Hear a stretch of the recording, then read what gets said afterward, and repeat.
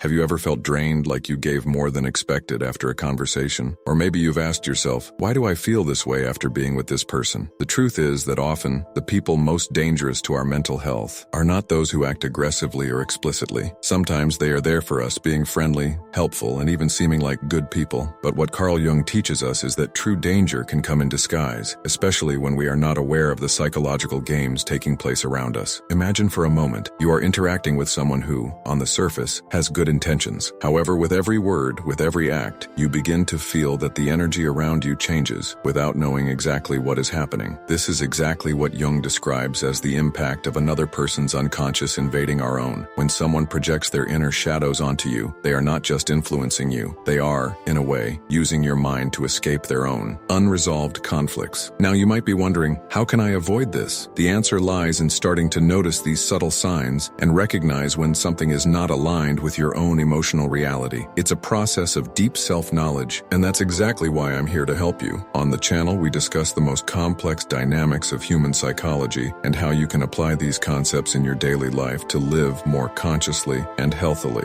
If you want to learn how to identify these patterns and, more importantly, protect yourself from these invisible influences, sign up now, and there's more. If you are enjoying this content and feel that it is changing the way you see the people around you, there are a lot of videos here on the channel that will guide you on this journey. By following the videos, you will learn to improve your emotional skills and better understand interpersonal dynamics. Get ready for major transformations in your daily life. Be sure to follow along, because the best is yet to come. Have you ever noticed how some people can, without saying a word, make you feel like you are living in a drama movie where you are the villain, the savior, or even the culprit? The most surprising thing is that you often find yourself playing these roles without even realizing it. This happens when someone begins to project their own internal conflicts onto you, a dynamic called projection that Carl Jung explained so well. Projection is an unconscious tool that we use to deal with what we don't want to face within ourselves. And when we talk about interpersonal relationships, this projection can be silent but extremely effective. A person may, for example, treat you as if you were responsible for their negative emotions, placing the blame on you for something that has nothing to do with their reality. Or you may be seen as someone who needs to be saved from your own struggles, which puts a huge weight on your shoulders. The scariest thing about this dynamic is that you often don't even realize you are being manipulated in this way. You start to wonder, did I really do something wrong? Was I overreacting? You become a mirror for that person's distorted perception, and this can affect you deeply. Instead of being seen as who you really are, you become a projection of something the other person is not willing to face in themselves. And the worst part, you end up acting according to this projection, losing contact with your own essence. When someone projects their shadows onto you, it's as if you're drawn into a story that isn't yours. At this moment, becoming aware of this manipulation and regaining control of your emotional identity is the key to not getting lost in this game. Recognizing these projection patterns is the first step to preserving your emotional health and maintaining your authenticity. Imagine the following situation. You are in a conversation, trying to help someone who is experiencing emotional difficulties. At first, everything seems normal. The person appears to be vulnerable, seeking support. But over time, you start to feel exhausted, questioning why you feel emotionally drained after each interaction. This is the profile of the unconscious manipulator, someone who, without realizing it, places the responsibility for their own emotional wounds on others. The most insidious thing about this type of behavior is the fact that the unconscious manipulator has no malicious intentions. Unlike someone who manipulates consciously and deliberately, this person is acting out of unresolved trauma and an unconscious need to project their inner emotions onto another. They are unaware of the impact they have, but by not dealing with their own emotional conflicts, they make you become the villain, or on the other hand, the hero of their unresolved stories. How does this happen in practice? Often, the unconscious manipulator positions himself as a victim. They blame you for their emotions, for their sadness, for their anger, and in the process, you start to doubt yourself. You start to think, did I really do something wrong? Or should I have reacted differently? The line between helping and being manipulated starts to blur, and before you know it, you're trapped in a cycle of self-sacrifice where you try to heal something that isn't even yours. The key to understanding this dynamic is recognizing that you are often not being manipulated by controlling intentions. Manipulation occurs due to the other's lack of self-knowledge, who, projecting their own shadows, end up absorbing their emotions onto you. The first step is to become aware of this emotional manipulation, set limits, and remember that your peace should not be sacrificed to resolve conflicts that are not yours. Enter a society where we are all pressured to conform to roles and expectations. It's easy to get lost. We all have a persona, this mask that we use to interact with the world, representing what society expects of us. The problem begins when this mask becomes everything we are when we set aside our true essence in the name of acceptance. This is exactly what Jung warned about. When we identify too much with our persona, we run the risk of forgetting who we really are. The persona is that part of you that presents itself to the world. It could be the exemplary professional, the always willing friend, the family member who is always up to date with their responsibilities. None of this is wrong, up to a point. The problem occurs when we start to believe that we are just the persona, and that all of our value is tied to this image that we have constructed. When this happens, the authentic vulnerability and spontaneity that make us human begin to be hidden, and we begin to live to please others, to play the social game. Jung teaches us that this excessive identification with the persona is one of the greatest threats to our true freedom. When we live only to fulfill the role imposed on us, we lose our connection with the truest part of ourselves. This does not mean that we should abandon our persona, but rather integrate this mask with our true identity, without letting it become the only thing that defines us. The search for balance between the persona and the true self is what Jung called individuation, the process of self-knowledge and integration of the shadow. The point is, if you allow yourself to be consumed by the persona, you may feel disconnected from your real emotions, desires, and needs. And the worst part, this is reflected in all your interactions. You begin to feel that you are always interpreting, that you cannot be spontaneous, that you must always be perfect for others to accept and approve of you. This creates an internal emptiness, a deep emotional discomfort. To live authentically, you need to start taking off your mask and allowing yourself to be who you really are, without fear of other people's judgment. Have you ever found yourself trying to be perfect all the time, feeling constant pressure to live up to an ideal that you or society has imposed on you? Perhaps you have suppressed feelings like anger, envy, or even sadness, thinking that if you ignored them, these negative aspects would disappear. However, Carl Jung teaches us that everything we try to hide from ourselves does not disappear. It becomes a shadow, and it is exactly this repressed shadow that sooner or later can manifest itself in an uncontrolled way, bringing enormous damage to our emotional life. The shadow is the part of our psyche that we reject or don't want to face. These are the desires, the emotions, and even the parts of our personality that we consider ugly or unacceptable. The big issue is that by trying to suppress these facets, we are creating a field of unprocessed emotional energy, which can come back to affect us in unexpected ways. For Jung, the shadow is not an external thing, but a part of ourselves that accumulates in the unconscious mind. When a person refuses to integrate their shadow, they become prey to their darkest emotions. And what does this mean in practice? It means that these unresolved emotions can emerge explosively, affecting those around you. Perhaps you know someone who lives in control, apparently balanced, but who suddenly has disproportionate reactions, an outburst of anger, an exaggerated moralistic reaction, or an implacable judgment of others. This is the repressed shadow manifesting itself in an intense way. True freedom, then, is not in denying or repressing these emotions, but in accepting them, understanding them, and integrating them into our behavior in healthy ways. When we learn to deal with our shadow, we can transform anger into assertiveness, envy into motivation, and sadness into empathy. Ignoring this part of ourselves, however, leads to a life of emotional repression, where inner peace is constantly threatened by the possibility of an internal explosion. In many cultures and families, moralism is seen as a virtue. The idea of following rules and living up to high standards of conduct is often extolled, but Carl Jung warned about the dangers of excessive moralism, one that becomes an emotional prison. This type of moral repression happens when people begin to project their own insecurities and shadows onto others, condemning behaviors that in reality reveal unresolved aspects within themselves. The moralist not only imposes strict rules, but also tries to mold others into an idealized vision of how they should be. He projects his own rigidity into control over other people's behavior, often becoming an implacable judge. But what this person doesn't realize is that, deep down, they are running away from their own issues, using judgment to maintain a facade of superiority. For Jung, this behavior is a form of projection, the repressed shadow being discharged onto others in an attempt to keep one's own image intact. The problem arises when the moralist begins to externalize his control, making everyone around him feel the weight of this judgment. Instead of promoting self-knowledge and freedom, moral repression creates an environment where spontaneity, authenticity, and vulnerability are seen as weaknesses. A person who finds themselves constantly judged begins to doubt themselves and feels suffocated by the pressure of meeting unrealistic expectations. And many times she ends up accepting this distorted vision of who she should be. The most dangerous thing about this behavior is that it becomes contagious. You begin to police yourself, to control your own actions and feelings to meet the standards imposed by the moralist. Gradually, we lose contact with what is genuine and authentic in ourselves. Excessive moralism, instead of generating virtue, creates an environment of constant guilt guilt and self-judgment, where no one can be truly free. Have you ever felt emotionally drained after being with someone but didn't know exactly why? This is the clear sign of a psychic vampire, a person who does not use violence but consumes your emotional energy in subtle ways. They may appear caring or in great distress, but deep down, they are constantly seeking your attention and support. These people have no malicious intent, but end up draining your strength by creating emotional dependence. Over time, you realize that you are always giving in, never getting back. This dynamic creates a cycle where you begin to feel empty and exhausted. The key to avoiding being drained is to set healthy boundaries and recognize when the relationship is out of balance. And if you want to learn more about how to protect your energy and improve your relationships, subscribe to the channel and enjoy all the content that is now available to transform your life.